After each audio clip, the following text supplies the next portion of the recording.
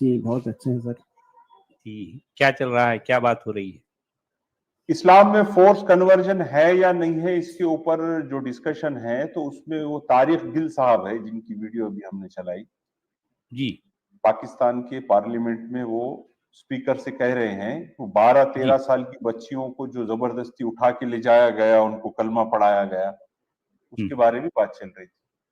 تو ہمارے محمد وقاص بھائی کہہ رہے اسلام میں فورس کنورژن ہے ہی نہیں. اچھا, تو ہم ان سے یہ جانیں گے کہ فورس کنورژن کہا کسی جاتا ہے, کیا چیز ہوتی ہے. تو ٹھیک ہے, اگر اسلام میں وہ نہیں ہے تو ٹھیک ہے, ان کی بات صحیح ہے. جی جناب. جناب آداب, کیسے ہیں آپ؟ کیا حال ہے؟ ٹھیک ہے آپ؟ جی جناب, کیسے ہیں آپ؟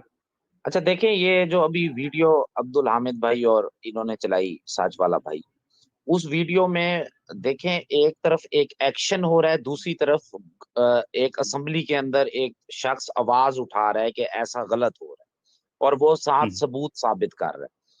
تو یہ اگر غیر قانونی کام ہے تو وہ اسمبلی پہ اس بات کی آواز اٹھا رہا ہے. اگر یہ قانونی کام ہوتا تو وہ آواز ہی نہ اٹھا سکتا. نمبر 1 بات. نمبر 2, میں نے تو ان کو پہلے لفظ بولا کہ اگر کوئی انڈیویجلی طور پر ایسا کر رہا ہے تو غلط کر رہا ہے, اگر پولیس بھی انوالو ہے تو غلط کر رہی ہے. لیکن اس شخص کی آواز اٹھانا اس بات کا ثبوت ہے کہ یہ ہمارے قانون کا حصہ نہیں ہے. نمبر 1. نمبر 2, سچ والا بھائی, آپ نے جو ابھی کویشچن کیا کہ فورس کنورژن کیا ہوتی ہے. فورس کنورژن یہی ہوتی ہے کہ کسی صورت زبردستی نہ چاہتے ہوئے بھی اگلے سے کوئی بات تسلیم کروانا, اسے بولتے ہیں فورس کنورژن. یا اگر کنورژن مذہبی ہے تو کوئی بھی بات ہو, ایون دیٹ کہ فورسفلی کوئی بھی بات کی جائے, کسی کو زبردستی ڈرایا جائے, دھمکایا جائے, یہاں تک کہ ہتھ کنڈے استعمال کیے جائیں, قتل تک کی نوبت آ جائے اگلے کو, تو اس کا مطلب ہوتا ہے کہ آپ اس سے زبردستی کروا رہے ہیں, وہ خوف و ہراس میں آ کر ایک چیز کو قبول کر لے. تو فورس کنورژن آئی تھنک میں نے صحیح بتایا ہو. تو آپ نے جو کچھ کہا بالکل پکی بات ہے, اسی کو لاک کر دیں. پھر آپ کو ادھر ادھر جو ہے اگر مگر کنتو پرنتو نہیں کہنا ہے. آپ نے جو کچھ فرمایا میں اس کو لاک کر دیتا ہوں. جی تو پھر بالکل آپ کریں, کی یعنی لیکن کی بات نہیں آنا ہے. آپ نے جو کچھ کہا میں اسی کو لے کے آگے بڑھوں گا. تیار ہیں؟ ٹھیک ہے, تیار ہیں؟ ٹھیک ہے, ٹھیک ہے. جی جی. اچھا آپ دیکھیے, میں ایک نئے دین کو میں جو ہے لے کے آیا ہوں دنیا میں. ایک نیا مذہب میں بنایا. میں ایک ایگزامپل دے رہا ہوں آپ کو. میں ایک نیا مذہب جو ہے ایجاد کیا, اور میں اپنے پڑوسیوں سے کہا کہ یار میری بات مانو. پڑوسی نہیں مانے. تو میرے اپنے محلے میں, جو میرا محلہ ہے, جو میرا جو ہے, جو جس جگہ میں رہتا ہوں, وہاں پر ان لوگوں نے بھی جو ہے مجھے نہیں مانا, میری باتوں کا انکار کر گیا. تو میرے محلے والے میری باتوں کو جو ہے ماننے سے انہوں نے انکار کر دیا. تو پھر میں نے کیا کیا, میرے محلے کے باہر ذرا دور علاقے میں چلا گیا. ٹھیک ہے. دور جا کر میں کچھ لوگوں کو اکٹھا کیا, کچھ ایسی طاقت بنائی, کچھ ایسا دماغ چلایا کہ کچھ لوگ میری بات کو اس وجہ سے ماننے کے لیے تیار ہو گئے کہ میں ان کو کچھ لالچ دینے والا بن گیا. میں نے ان کو کچھ باتوں سے ڈرایا اور کچھ باتوں سے میں نے ان کو لالچ دلائی. میں نے کہا یار تم لوگ اگر میرا ساتھ دو گے تو میں جو کچھ کام کرنے جا رہا ہوں ابھی آگے, تو اس میں تمہارے لیے بڑا فائدہ ہے. تم دنیا میں بھی جو ہے تم کو فائدہ ہوگا, میں ہر طرح کی نعمتیں دلاؤں گا. اور پھر مان لو اگر تم جو ہے کسی وجہ سے مر گئے تو تم جو ہے تمہاری جان بیکار نہیں گئی. وہاں پر بھی جو ہے میں تم کو کچھ ایسا چکر چلاؤں گا کہ تمہارے لیے مرنے کے بعد بھی فائدہ ہے. گویا کہ جیتے جی بھی تمہارے لیے فائدہ ہے اور مرنے کے بعد بھی فائدہ ہے. تو اب کچھ لوگ جو ہے میری بات کو جو ہے سے ایگری ہو گئے, تو کچھ لوگ جو ہے ایگری ہو کر جب میری طاقت بن گئے. ٹھیک ہے. جب میں نے ان کو اپنی بات کنونس کر دی, لوگ میرا ساتھ دینے لگ گئے. تو اب میں نے کیا کیا, میرے اپنے آس پاس کے علاقوں پر میں شب خون مارنے لگا, میں دھاوے بولنے لگا, میں جگہ جگہ جاتا اور اس علاقے پر جو ہے حملہ کرتا, وہاں کے سارے مال و اسباب کو لوٹ لیتا. تو میں نے ایک بار ایسا کیا, اس میں بڑا فائدہ ہوا. لوگوں کو بھی جو ہے جب اس کو ان کی نعمتیں ملی, ارے بھائی ان کو کچھ جو ہے کھیت کھلیان ملے, ان کو مال و اسباب ملے, گھوڑے ملے, ان کو ہتھیار ملے, ان کو عورتیں ملی, ان کو جو ہے جب ہر طرح کی اس طرح کی, تو ان کو لالچ آ گیا. تو لالچ کے مارے اور کچھ لوگ میرے ساتھ دینے لگ گئے. آپ سمجھ رہے ہیں, لالچ کے مارے اور کچھ لوگ میرا ساتھ دینے لگ گئے. تو میں اپنی جو ہے جمعیت, اپنے جتھے کو اور مزید پھیلایا. تو یہ اس جتھے کو لے کر میں ہر جگہ شبخون مارتا, حملے کرتا, جہاں جہاں جاتا اس علاقے پر قبضے کر لیتا. تو ہوتے ہوتے ہوتے ایک 7-8 سال 9 سال کے بعد میں اتنی بڑی طاقت بن گیا کہ پورے کے پورے علاقے پر جو ہے میری حکومت, میرا جو ہے معاملہ دبدبا ہو گیا. سب لوگ میرے تابع ہو گئے. تو سارا علاقہ میرے سرنگوں ہو گیا. تو میں اپنے علاقے پر, جس جگہ جو میرا محلہ تھا, میں دوبارہ وہاں آیا اور میں اپنے محلے پر جو ہے باقاعدہ حملہ کر کے باقاعدہ ان کو اس طرح سے ہراساں کروایا کہ اب میرے, کیونکہ ظاہر بات ہے سارے لوگ جو ہے جب میرے تابع دار ہو گئے تو میرے محلے والے اب چپ چاپ میری بات ماننے کے لیے مجبور ہو گئے. تو اس طرح سے میں نے پورے کے پورے علاقے پر جو ہے اپنے حملوں, اچھا وہ حملے میں نے کتنے کیے, 1 2 3 4 5 6 نہیں, تقریباً 90 کے قریب میں نے حملے کیے. یعنی کچھ حملوں میں خود شریک ہوتا تھا اور کچھ حملوں میں کیا کرتا تھا, اپنے کسی ساتھی کو دے کر جو ہے اس کام پر بھیجتا تھا کہ جاؤ بھائی فلاں جگہ جاؤ, وہاں پر ہلہ بولو, وہاں حملے کرو اور پھر وہاں سے مال و اسباب کو لوٹ کے لاؤ. تو اس طریقے سے مجھے پورے علاقے پر کامیابی جو ہے حاصل ہو گئی. تو اب ظاہر بات ہے کہ یہ سارے جو ہے میں جو 90 کے ہے کم و بیش, یعنی کہا جاتا ہے کہ میں نے تقریباً 83 کم سے کم 83 حملے کیے یا زیادہ سے زیادہ 95 حملے کیے. تو میں اپنے ان حملوں کے بل بوتے پر اس پورے علاقے کا بے تاج بادشاہ بن گیا. اب دنیا میرے سرنگوں ہو گئی. اب دنیا مجبور ہو گئی کہ چاہتے سورج کی پرستش کریں. اب دنیا کے پاس کوئی راستہ نہیں تھا, کوئی اور دوسرا راستہ نہیں تھا. اب میرا دبدبا چلتا تھا. میری جو بات میرے منہ سے نکلتی اب وہ قانون بن جاتی. میں جو مرضی کرتا, میں مطلق العنان جو ہے شہنشاہ بن چکا تھا. ظاہر بات ہے. تو اب میں ایسی صورت میں جو کہوں میرا وہ فیصلہ ہے, وہی میرا قانون ہے. اب میں نے اپنے جو ہے اپنے مذہب کو لوگوں پر تھوپنے کے لیے طرح طرح کی من گھڑنت باتیں جو ہے لوگوں کے سامنے رکھی. جو میں سوچتا لوگ اس کو جو ہے تقدس کا درجہ دے دیتے. ہر لحاظ سے میں مقدس بن گیا. اب کسی کی مجال نہیں تھی کہ جو کوئی میری بات کا انکار کرتا, کسی کی مجال نہیں تھی. تو اب بتائیے کہ اگر میں ایسی صورت میں جو کچھ میں کرتا رہا ہوں, تو اب اگر لوگ کہیں یار یہ فورس کنورژن ہے, لوگوں کو میں نے طاقت کے یا کسی لالچ یا پھر کسی خوف یا کسی ڈر کی وجہ سے میں ان کو کنورٹ کیا ہوں, تو اب مجھے آ جاتا ہے غصہ, یا پھر میرے جو فالوورز ہیں ان کو غصہ آ جاتا ہے.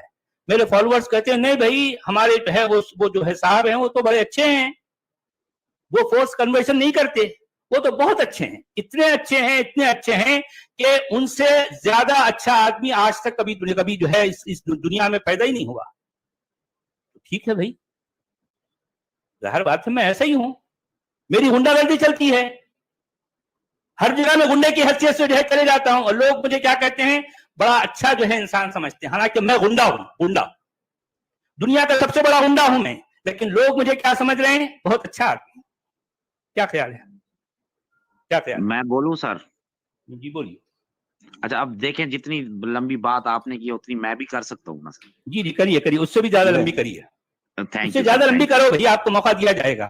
جی کریے. Thank you. دیکھیں پہلے آپ نے ایک رہنما کو غنڈا بنا دیا. چلیں آپ کے نزدیک رہنما, ارے بھائی میں اپنی بات کر رہا ہوں یار, میں اپنی بات کر رہا ہوں. جی میں بتانے لگا. پھر اب ہم اس کو ایک اور نظریے سے دیکھتے ہیں. ایک شخص تھا, اس نے دیکھا کہ لوگوں میں انسانیت کم رہ گئی تھی, اور تب اس کے پاس ایک وحی آئی اور اللہ نے کہا کہ یہ لوگ یہاں پر تباہی مچا وحی رہے ہیں, آئی. ان کو سیدھے راستے. سر آپ سنیں نا, آپ نے دیکھا, آپ سنیں گے, سنو بولو بھائی, بولو. آپ نے وحی کا نام لیا تو میں ہنسنے لگ گیا. جی جی بولیے. اس نے لوگوں نہیں, کو لیکن سچ پہلا میں صرف انڈر لائن کر دیتا ہوں, انسانیت کم ہو گئی تھی, یہاں سے شروع ہوئی بات. جی آگے چلیے. ٹھیک ہے. تو اس کے بعد اس نے لوگوں کو صحیح رہنمائی بتائی, ان کو بتایا کہ تمہیں بنانے والا کوئی ہے اور وہ یہ تم سے چاہتا ہے. اس کے بعد اس نے جب لوگوں کو بتایا تو اس کے گھر والے بھی اس کے دشمن بن گئے, اس کا پورا علاقہ اس کا دشمن بن گیا. لیکن اس نے ہمت نہیں ہاری, وہ لوگوں کو سچائی کی طرف لے کر آتا رہ گیا. اسے یہاں تک کہ اس کے اپنے گھر سے نکال دیا گیا اور اس کے ساتھیوں کو بھی پتھر مار مار کے گھر سے نکال دیا گیا. لیکن اسے پناہ دی کچھ اور لوگوں نے, یہ سوچ کر کہ یہ حق اور سچ کی بات کرتا ہے. ان لوگوں نے اس سے تعلیم لی. اس دوران جنگیں بھی ہوئیں, لوگ اس کو پسند نہیں کرتے تھے, ان کے بزنس تباہ ہو رہے تھے, جو وہاں پر بڑے بڑے لوگ بیٹھے ہوئے تھے ان کے بت ٹوٹ رہے تھے, ان کی خدائی ٹوٹ رہی تھی. اس نے ان کا مقابلہ کیا, وہ لڑتے تھے, وہ بھی ان کا مقابلہ کرتے تھے. ایسے کرتے کرتے 10 سال کے اندر اس نے پوری دنیا کو فتح کر لیا. اور نیک انسان تھا, اور اس کو لوگوں نے اس کے ایٹیٹیوڈ کو دیکھتے ہوئے, ابھی میری بات مکمل, اس کے ایٹیٹیوڈ کو دیکھتے ہوئے اور اس کے انصاف کو دیکھتے ہوئے لوگوں نے اس کی سچائی کو قبول کیا. کچھ لوگ اس کے ساتھ مل گئے, کچھ لوگ پھر بھی نہ ملے. جن کو سمجھ آ گئی, انہوں نے دیکھا, سمجھا, غور کیا, عقل استعمال کی, تو وہ کامیابی کے راستے پہ چلے گئے. تو ایسا کیا غلط ہوا سر؟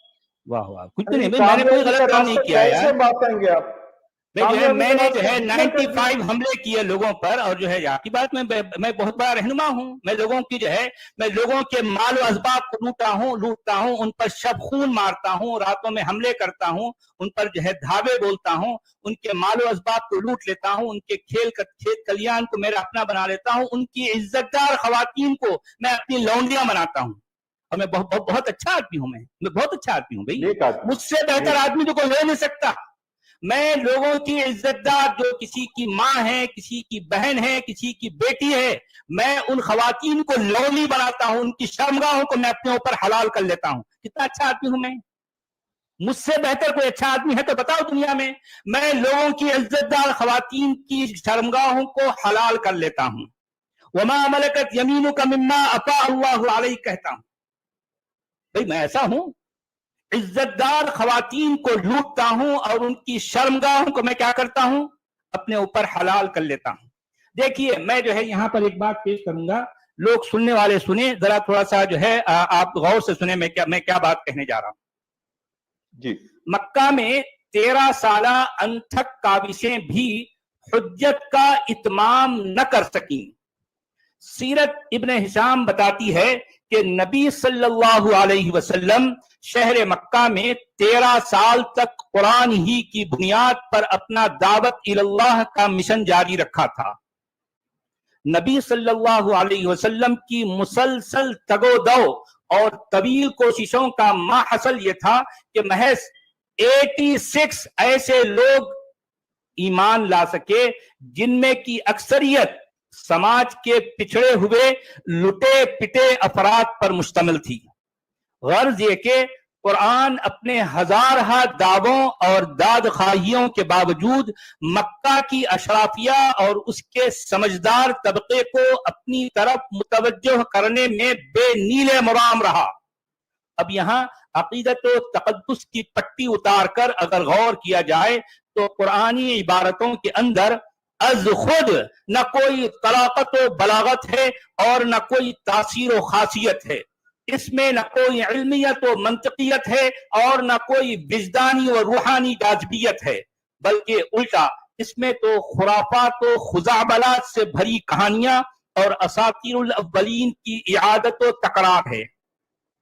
اسی لیے 13 سال کی مدت دراز تک قرآنی مضامین نہ صرف یہ کہ بے کشش و غیر مؤثر رہے, بلکہ خود نبی صلی اللہ علیہ وسلم مکہ کے اندر اپنی بولی میں بھی اپنے مخاطبین اول پر مثبت نقوش ڈالنے اور اپنے آپ کو سچا نبی منوانے میں سخت ناکام رہے. بہرحال خلاصۃ القول یہ ہے کہ نبی صلی اللہ علیہ وسلم کی 13 برس تک لگاتار جستجو اور انتھک کاوشوں کے باوصف इत्माम हुज्जत हो ही नहीं पाया। मंतिको इस्तेदलाल की बेलाग अदालत में मक्की कुरान अपना उलूहियती मुकद्दमा बुरी तरह हार चुका था।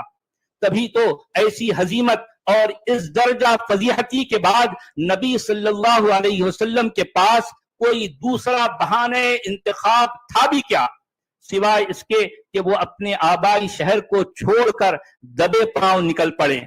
इसी कदिया नालिश को इब्न हिशाम जैसे मुजव्विर वो मुल्तबिस ने गालिबन हिजरत का टाइटल दे दिया हो।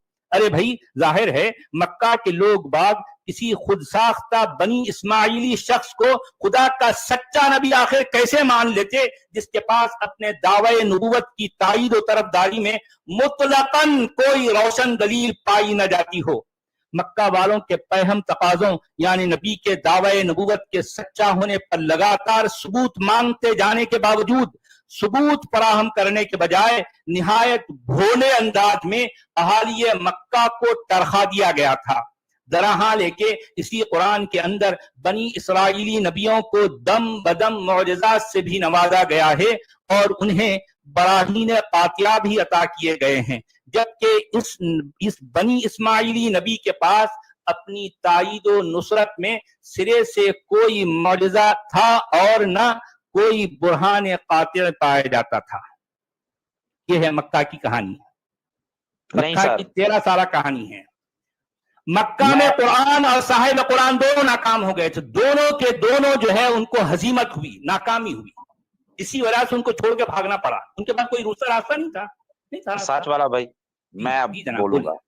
आप मक्का की जो आपने वाकया बयान किया उसमें एक चीज आप भूल गए कि मक्का के, मैं अब आपके स्टाइल में बोलने की कोशिश करता हूँ कि मक्का के सरदार उनके पास आए, उनको पैगामात दिए कि आप अपनी इस कलमात को छोड़ दें, इन चीजों को छोड़ दें, अल्लाह की तरफ लोगों को ना लेकर आए। आपको इस मक्का की सरदारी भी दी जाती है, जिस औरत पर हाथ रखते हो वो औरत भी दी जाती है, जितनी दौलत मांगते हो वो भी दी जाती है।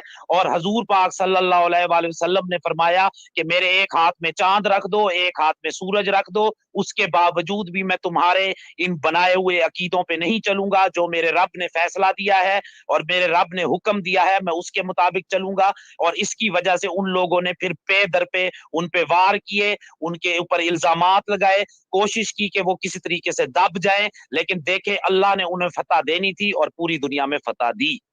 नहीं, फतह कहाँ है? मक्का में तो नाकाम हो गए वो। मक्का में 13 साल वो है, नाकाम होने के बाद किसी भी आदमी को, किसी समझदार आदमी को वो जो है कायल नहीं कर सके। यानी एक पैगंबर इस्लाम 13 साल की कोशिश, जबानी कोशिश से नाकाम हुआ और यही पैगंबर तलवार जब हाथ में उठाता है तो उसको कामयाबी होती है। आप समझ रहे ना? तलवार असल में इस्लाम की असल ताकत और तमकनत शमशीर बेनियाब में मुजमर है। सबा मुअल्लकात और देखिए मैं यही तो कहना चाह रहा हूं कि सबा मुअल्लकात और जाहिली शोहरा के नाम पर ज़ुहूर या नुज़ूल कुरान के अहद से मंसूब कुरान की बलागत व फसाहत और एजाज व फजीलत की जो होशरुबा कहानियां हमें सुनाई जाती रही हैं, वो असल में वो अपनी असल में यकसर बनावटी और अफसानवी हैं। मक्का में जिस नबी ने 13 साल तक दिल सोजी और जां गुजाजी में अपनी जबान चलाई, तो उनकी जबान के असर से सिर्फ 86 लोग इस्लाम ले आए। यानी एक नबी है, अपने आप को नबी कह रहा है, जिसके पास अपने नबी होने का कोई सिरे से कोई सबूत नहीं है। एक खुद साख्ता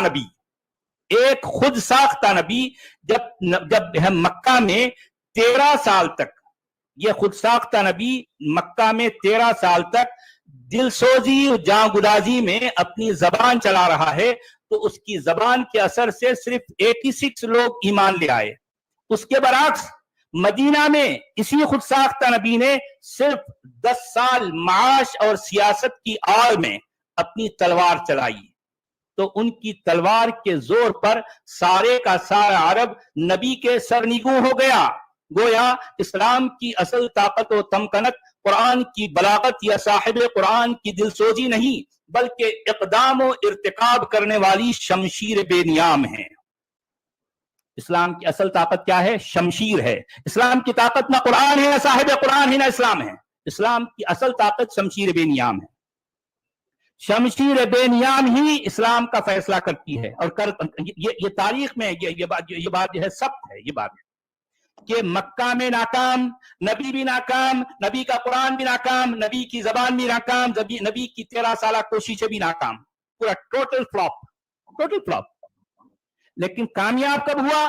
नबी ने जब तलवार उठाई, लोगों पर हमले शुरू कर दिए, शब खून मारे, लोगों की जानें लिए, लोगों को जो है लौंडियां बनाया, और लौंडियों के जो है कि शर्मगाहों को जब हलाल किया और लोगों के लिए कहा कि जो है लौंडियां तुम बनाओ, इज्जतदार खवातीन को लौंडियां बनाओ और उनकी शर्मगाहें तुम्हारे लिए हलाल हैं, तो लोग इस कशिश में, इस लालच में इस्लाम के करीब आए। और इस तरह से जब इस्लाम की ताकत फैली तो अब इस्लाम एक ताकत बन चुका था। तो ताकत बन जाने के बाद भाई दुनिया में ऐसा होता है कि हर चढ़ते सूरज की हर कोई परस्तिश करता है। चढ़ते सूरज की परस्तिश करना यह इंसान की मजबूरी है, और यही होता रहा और क्या।